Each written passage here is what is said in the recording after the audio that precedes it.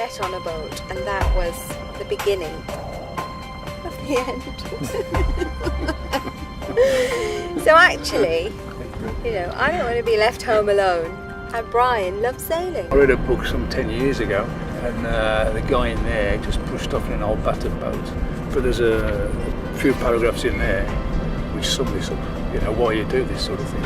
You know, well, that's what spurred us on to do it, especially you. I took a little bit of persuading, because I think perhaps the women do. It was Paul's dream that I've sort of tagged along with. I don't think I would have suggested it. So just don't get to your end of your days in a rocking chair and look back and say, well, I wish I'd done that. He said you could get stuck in a rut, didn't he? And the only difference between a groove and a grave is one of depth, and that's what it was. And you actually had that paragraph, that chapter in your wallet for a long time, and that was about 10 years ago. And it's a nice book. I was always excited by his dreams. Good. I'm glad about that. I was. I never knew that. You never told me that before. I was always very excited. The last few weeks preparing for it, you've been doing all your engine maintenance, all your boaty stuff, and I've been doing kids stuff and shopping and preparing and cleaning and cooking and making everything ready. And we've hardly seen each other, and I can't wait until tomorrow. We go off on our own, and I'm going to meet you in the cockpit tomorrow.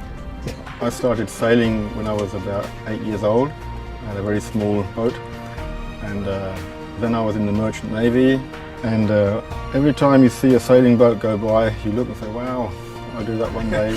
So I started to, this was a dream, sort of, over many years. Now we have a great chance to sail the first part of the water race, and we are very happy about it. I might have said I'm going to retire when I'm 50, but that didn't happen. But yeah, that just went over it by a older than a that. couple of years. So what are you going to do when you wake up in the mornings? I don't know. It's all we sail around the world. I said, what does the two of us? We were worried about leaving our kids behind, so we brought them with us. I think we're enjoying life on the boat much, much more than we ever imagined that we would. Because we were a little bit concerned, I suppose, of the size of the house coming down to the size of the boat. Would we manage? And hey, we've managed really, really well. When we go back, we'll just get a one-bedroom flat, I think. Don't know about that. But my major concern, I think, is if something happens with myself. That sounds selfish, but because I'm the one on board that has most experience, and it would be difficult for Monica to manage the boat by herself in heavy weather, for example. So if I would break a leg or get something happen to me, that would inflict a lot of risk to our project.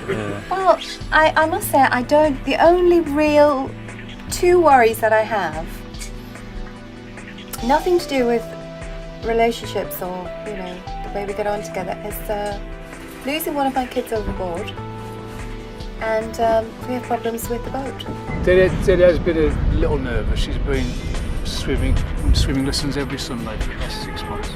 She's up to 7 knots at the minute. I have assured her that the boat's likely to trouble at 8, so I think we're not sure currently. So if I'm not on the boat when we get to Lanzarote, will you look out for me? You'll know there's been foul play. It might not be that fun to be alone out there for 2 years. And we like everyone very much here. We feel like it's, someone said a floating village will be developing, and we very much feel like that, so it feels good. And it's been great fun actually meeting all the people as the rally's gathered together. It's been really good fun meeting all the people, and they seem a really, really nice bunch. We're all out for the same ends, aren't we? So hopefully we're going to be a good band of sailors together and enjoy the adventure together, because I think that's basically what it's going to be. Apprehensive, excited, emotional. I should probably blart over the start line. Yeah, I felt a bit emotional yesterday, and I think even this morning when we're in the seminar, it sort of got me again. The enormity of what we're doing. It's one of these Chinese puzzles. Try and get the split ring and the pin. Well, it's just a bit of apprehension, isn't it? It's a bit of a big trip to take on, but once we get going, we'll be all right. We've been in jib long enough.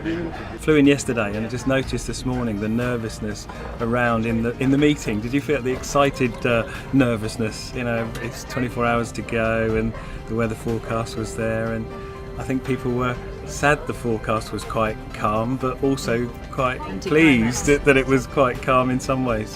How do you feel about leaving your friends behind then? Sad, but they'll still be there when I get back, hopefully.